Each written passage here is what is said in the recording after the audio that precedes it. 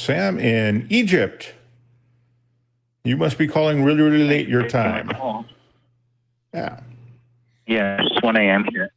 I watch a lot of videos about the arguments theists have with atheists, and this concept of they keep asking, well, how do you explain free will then, and versus determinism? And then I'd like to understand these concepts, if you can explain them to me so I can defend myself as an atheist. And another big question they ask is, well, how do you explain consciousness from matter, from organic matter of a brain? So they tend to say, well, there has to be God or something else that's creating it.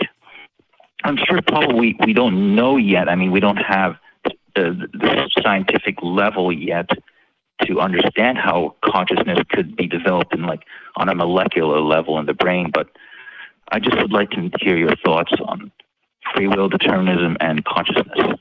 Thank you. No problem. Quick and easy. Go ahead, Jim. Yeah. So the first question with free will is, what kind of free will are we talking about, and to what degree?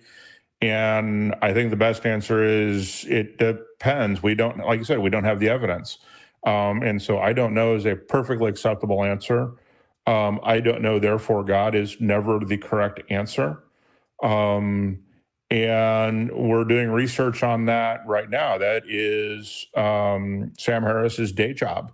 It is not doing debates and talking about atheism. It is, in fact, this very question is, how much of free will do we really have, and how much is chemistry and physics, and although I suppose chemistry is physics from a certain point of view, but yeah, we just don't have good answers to that right now, and that does not mean therefore God. That means we don't know.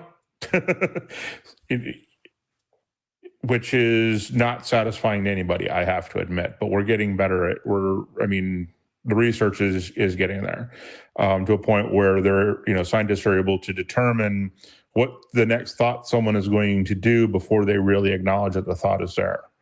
So we're getting closer to those origins and how the brain actually works for consciousness and for free will. Yeah, the issue for me is, I understand the frustration. First of all, I don't think that there is free will in a libertarian sense. I think I'm a compatibilist along with Dennett in the sense that if we define free will in a particular way, which is the freest will worth wanting, which is why I'm in agreement with Dennett's book, Elbow Room, which is the varieties of free will worth wanting, then we have the freest will we could imagine or need or want. That said, I generally prefer now to say that we have will. Whether or not it's free or how free it is, I have no idea. And so I don't need to come up with an explanation for something that hasn't been demonstrated to actually be real. Until somebody demonstrates that we actually have free will, I don't know why you would need an explanation for it. And so my take on this, which has changed some over the years, is we don't have a full-on explanation for consciousness, and neither does anybody else. It's not like, oh, if science can't explain something, therefore, when that doesn't happen, therefore we're justified in accepting some religion's proclamation about free will or determinism. That is never the case.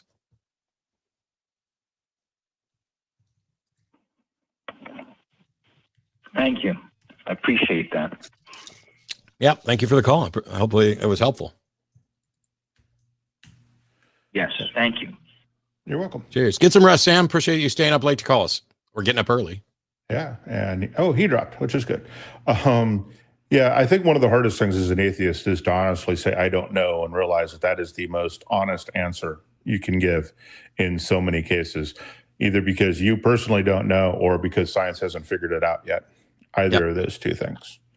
If everybody people are like, what would you do to change the education system? And for years, I've always talked about, we need to be teaching the principles of skepticism and critical thinking.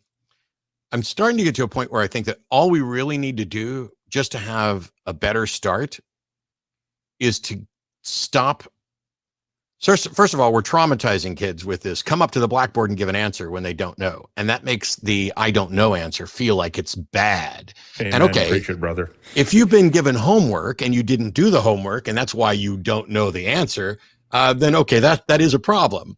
But if you're asked to give an answer for something and you legitimately don't know, why should we stigmatize someone saying, I don't know? And if we destigmatize that, all of a sudden the world opens up to everything. Instead of buying into conspiracy theories because everybody around you buys into them, you'll be more comfortable saying, I don't know that that's true. Instead of accepting the religion of your parents and everybody in your family around you, when you have legitimate questions, I can't count the number of years I spent with legitimate questions that I was just too terrified to ask, or that preachers or others would give answers and then I would be afraid to challenge their answers because they were the experts. If I'd have just been more comfortable with saying, I don't know, becoming comfortable with saying, I don't know, is probably the key to being able to say it less. Yeah. Yeah. Turn that into a fucking meme.